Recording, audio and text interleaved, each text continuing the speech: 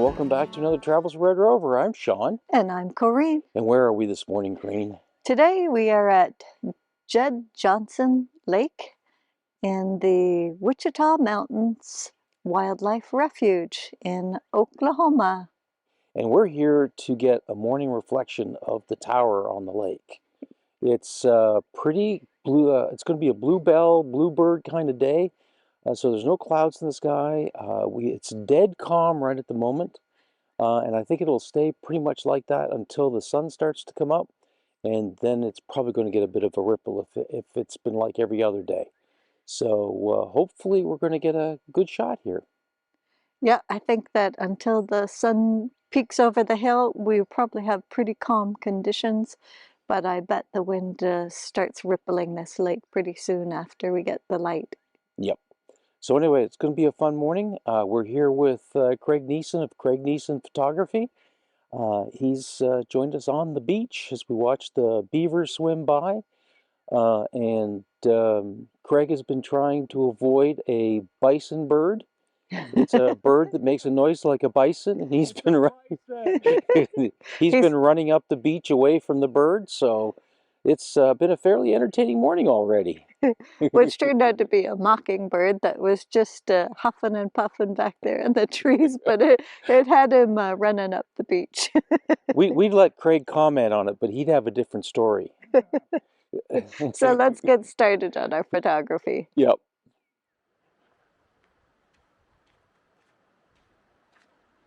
This is Jed Johnson Lake, and across the lake is a tower. When the water's calm, you can get a nice reflection.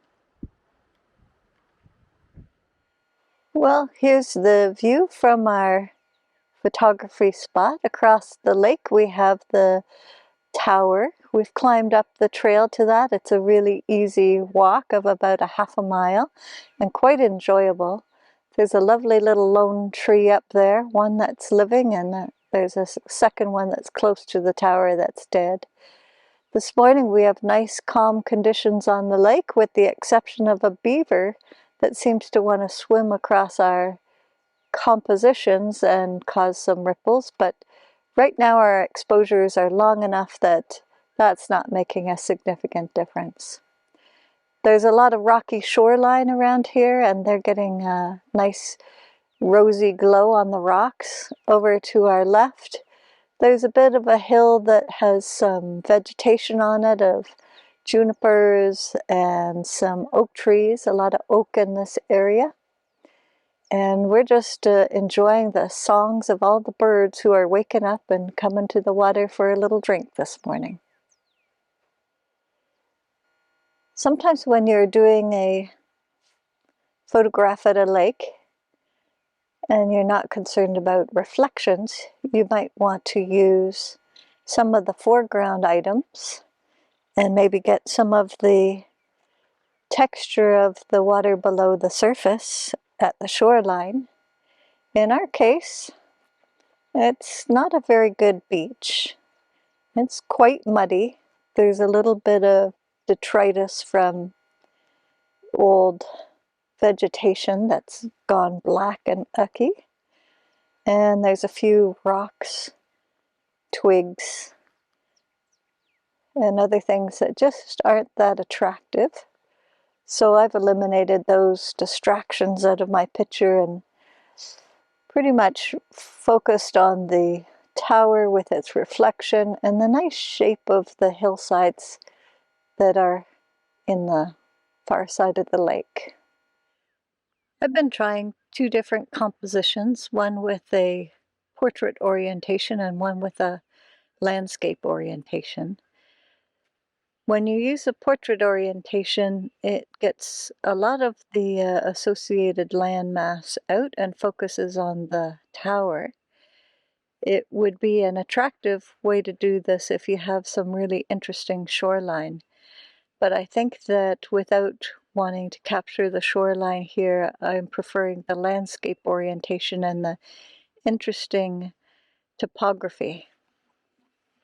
One thing to think about when you're composing your picture is making sure you have enough space above and below your subject so that if you choose to mat your picture in a picture frame, you have some space for the overlap. And you don't want to crowd your subject matter right up to the top of the frame. When I'm working on Aperture Priority mode, I can set up my Canon camera with indications here of the f-stop, the ISO, and here's my exposure compensation. So if I find that my photos are looking a little too light, I can just go into the exposure compensation and dial it down a little bit. Or if it's a little light, I can dial it up a bit and get it brighter. And this is a nice fine-tuning mechanism to use when you're in Aperture Priority mode. Here's Corinne's composition, laid out in the landscape format that she discussed. It was taken just as Blue Hour was coming to an end, and we were starting to get into some early twilight. And as you can see, it's quite pretty, with a nice strong reflection. In contrast, I decided to use a more portrait-oriented format for my shooting that morning. And this is a shot I took actually in about the middle of Blue Hour. And finally, here are several shots that we took that morning across Blue Hour and very early sunrise.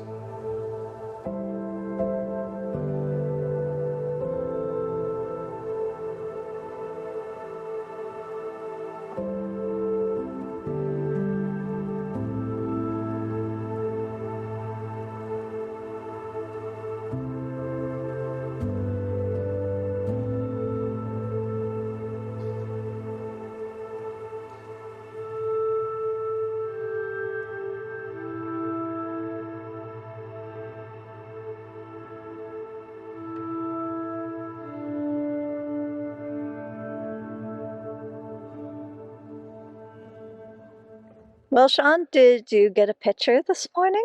Well, I got exactly what I expected, so that was kind of fun. The sun did exactly what we hoped it would do. It just lit up the tower, and that's what we really wanted to have happen. So that shot is in the camera, or in the bank, as a good friend of ours likes to say.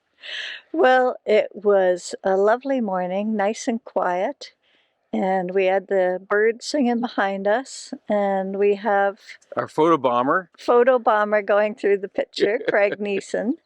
The only thing that would make it better? is clouds. Clouds. We need clouds.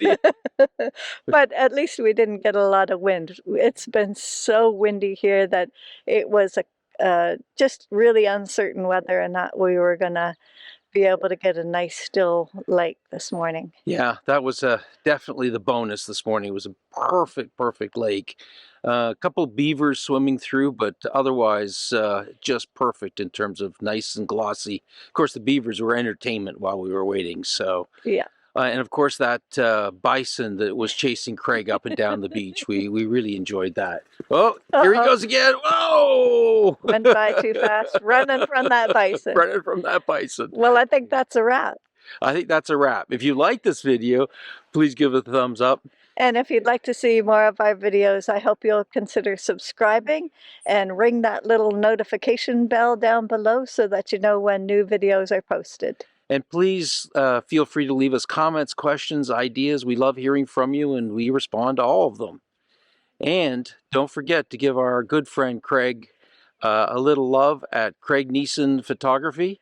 Go over to his YouTube video. He's going to have one that's practically identical to this. We're going to put a link to his channel in the comment or in the description down below so you can check out his channel. And until next time, bye for now. Bye for now.